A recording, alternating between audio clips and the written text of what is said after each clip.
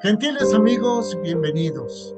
Platicaremos en los próximos minutos con Julio Portales. Él es analista político, integrante de una organización de la sociedad civil que se llama Poder Ciudadano y CEO de ICB Group.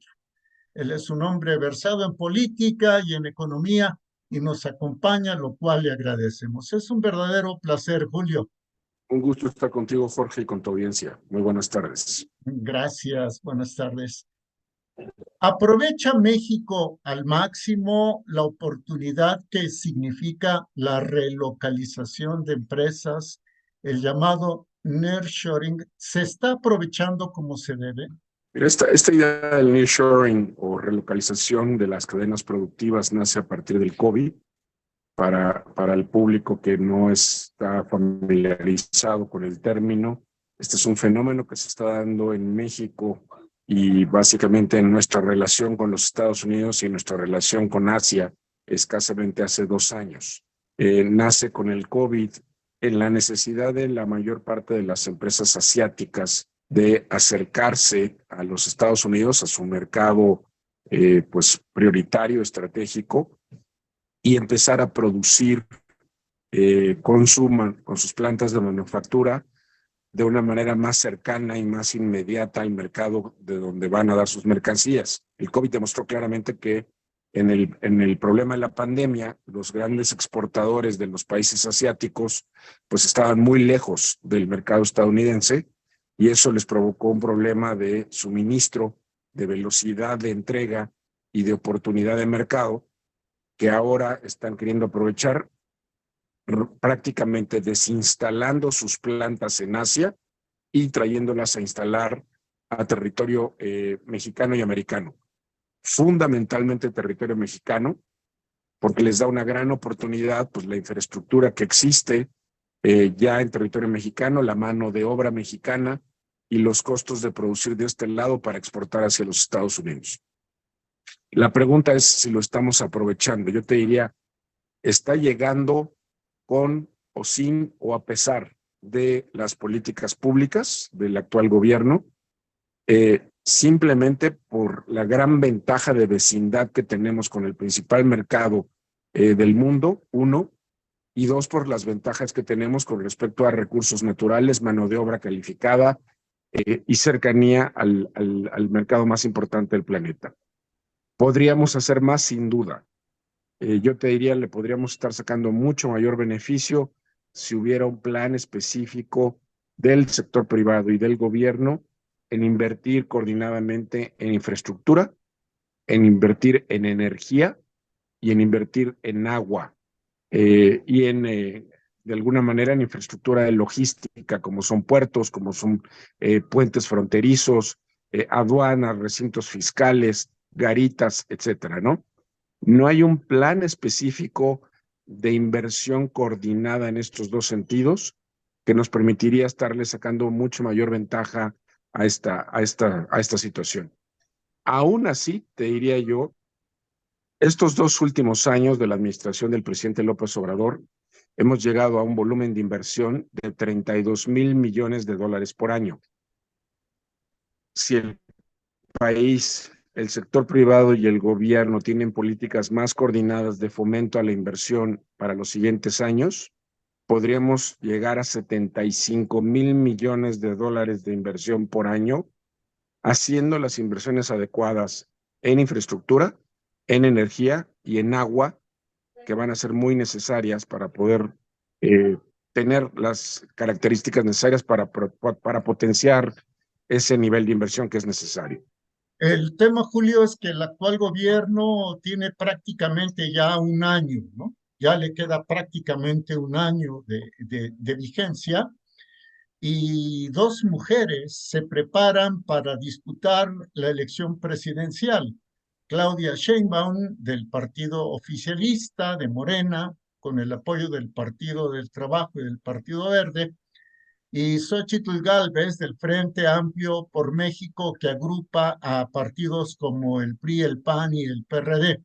Mi pregunta es, de las dos posibles candidatas o virtuales candidatas, ¿En cuál ves tu mayor disposición a garantizar esa inversión de la cual hablabas para que podamos recibir volúmenes de 75.000 millones de dólares al año en inversión extranjera directa?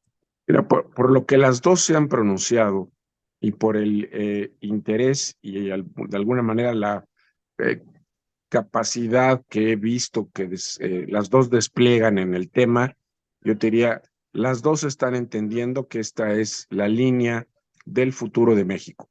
La línea del futuro del desarrollo económico y social de México pasa por el nearshoring, sin duda.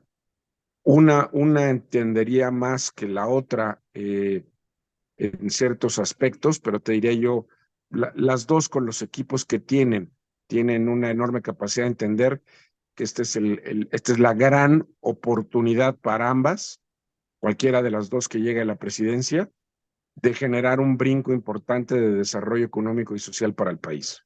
Claudia Sheinbaum, sin embargo, ha reiterado su disposición a continuar con lo que ella llama el apoyo a Petróleos Mexicanos y a Comisión Federal de Electricidad.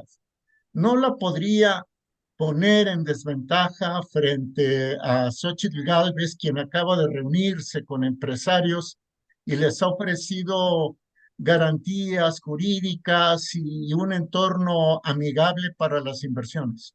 Mira, yo tuve oportunidad de platicar con la doctora Sheinbaum hace poco y me decía que ella estaba muy consciente del tema, de la relevancia para el mercado estratégico con América del Norte y de la necesidad de permitir la participación de la iniciativa privada. O sea, que está, como lo dices, perdón, que redunde, ¿no? Pero que tiene conciencia del tema. Absoluta. Y bueno, Xochitl Finalmente, ha sido mucho más vocal públicamente de que claramente involucraría a la iniciativa privada en un proceso de inversión en este sentido. finalmente quisiera abordar contigo, Julio, si lo permites, dos aspectos. Uno, el de la inseguridad, porque muy probablemente el gobierno del presidente Andrés Manuel López Obrador termine, por ejemplo, con algo así de 200.000 homicidios dolosos, con problemas como el cobro de derecho de piso, el cobro del derecho de vía, etcétera.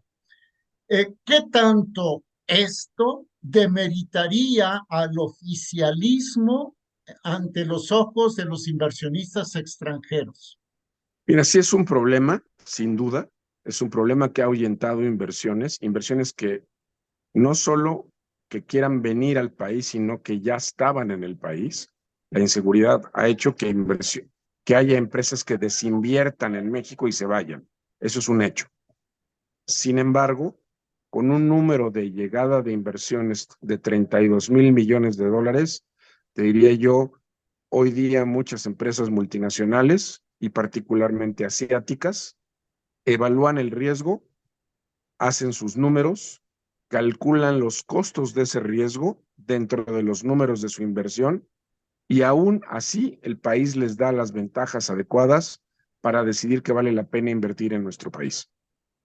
Entonces, sí es un problema, no un problema tal que inhiba totalmente la luz de inversiones que se están viniendo por una necesidad estratégica de largo plazo y una confianza en el país que trasciende meramente la temporada de una administración gubernamental como la presente.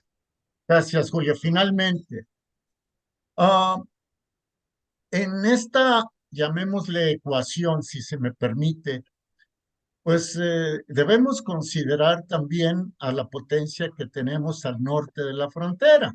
Me refiero a Estados Unidos. País que tendrá elección presidencial y, bueno, elecciones federales en noviembre del 2024. Mi pregunta es la siguiente. ¿Qué tanto o cuál de los dos partidos fuertes de los Estados Unidos, el demócrata y el republicano, ¿Cuál de los dos sería más flexible a la instalación de empresas asiáticas, a la relocalización de empresas asiáticas, sobre todo chinas, por ejemplo, o de la India, en México? ¿Lo verían con buenos ojos? ¿Serían reticentes? Y aún más, agrego una segunda pregunta a este cuestionamiento. ¿Qué pasaría, qué podría pasar con las grandes corporaciones norteamericanas que están asentadas en China, por ejemplo, ¿no? Donald Trump, cuando fue presidente, instó a que se regresaran.